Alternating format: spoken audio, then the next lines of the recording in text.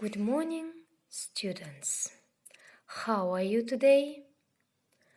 Are you ready for the lesson? Let's begin our new lesson. The theme of our lesson: fun races. At the last lesson, we have talked about national games and sporting events. Today we are going to talk about fun races.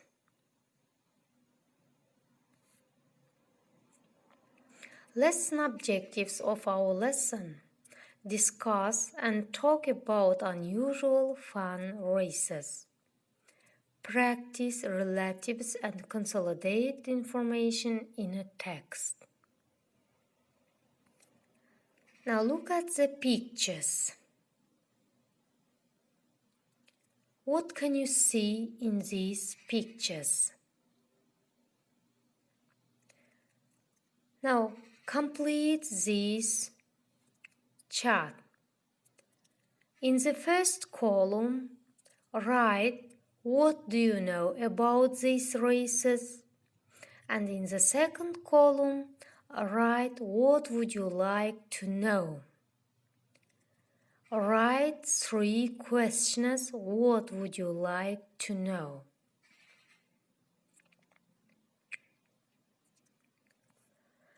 And we are going to read the text Fun Races. Before reading the text, let's check these words. Open your vocabulary copybook and write down these words. Listen and repeat these words.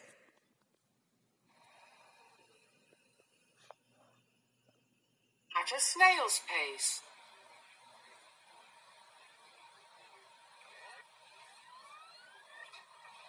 Championship. Competition.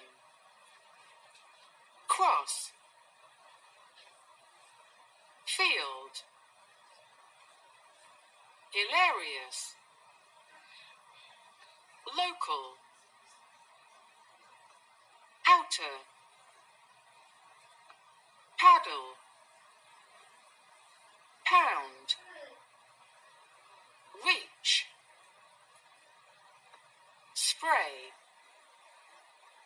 Stick. A silver tankard. Track. World record. Let's read the text. Listen and read the text.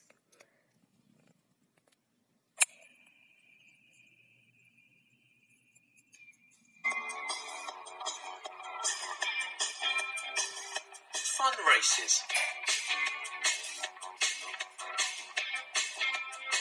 When you hear the word race, what comes to mind? Maybe a swimming race, perhaps a car race.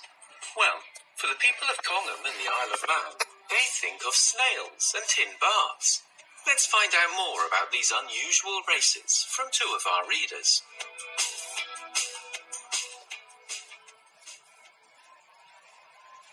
What and where? World Snail Racing Championships, Congham, England. Tell us all about it. When my sister asked me to go to a snail race with her, I thought it sounded a little strange to be real. But a week later, I was in a field sticking a number 56 on a garden snail.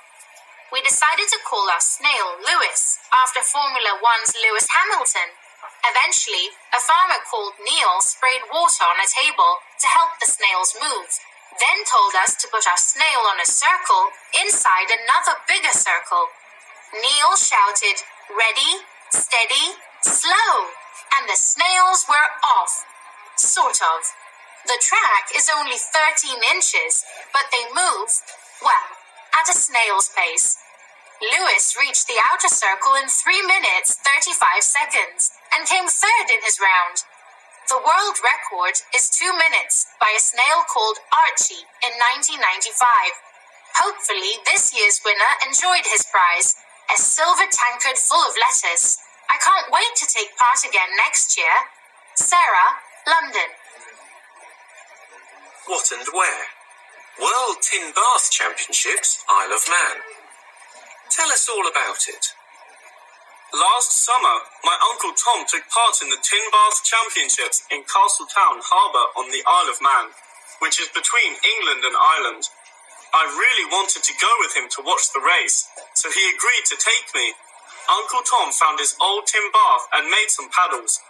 Just before the race, we decorated his bath with flags and balloons, and he dressed up as a Viking. The winner is the person who crosses the finish line first, or the person who gets the furthest before they sing. It's difficult to stay dry. Although Uncle Tom pulled a muscle and his bath sank, he still won. I also loved the tin bath jousting and the Birdman competition when competitors tried to fly into the harbour using silly costumes and huge paper aeroplanes. It was hilarious. I'd love to take part in this race one day too. Maybe I can practice in my local pond.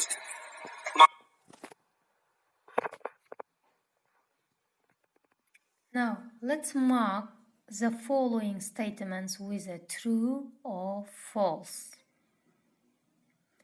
Which of the 2 races would you like to attend? Think of 3 more pieces of information that you would like to know about the race. Match the words in bold in the texts to their meanings. If necessary, look up the meanings of the words in your dictionaries. In pairs, make sentences using the pronouns and the relative pronoun in brackets as in the example.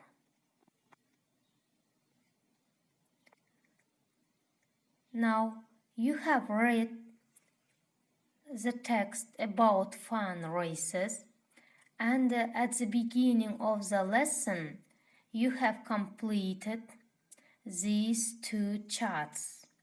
You have written what you know about fun races, and you have written 3 questions. What do you want to know about fun races? Now complete the last chart. Write down what have you learned today.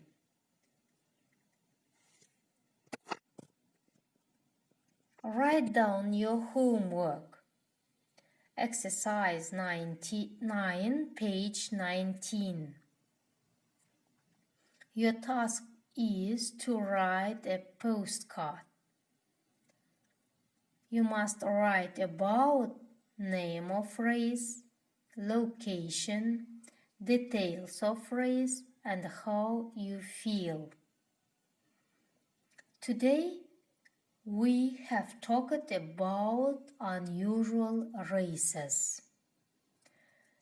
Be ready to the next lesson. I will check your homework, and thank you for your attention. Goodbye.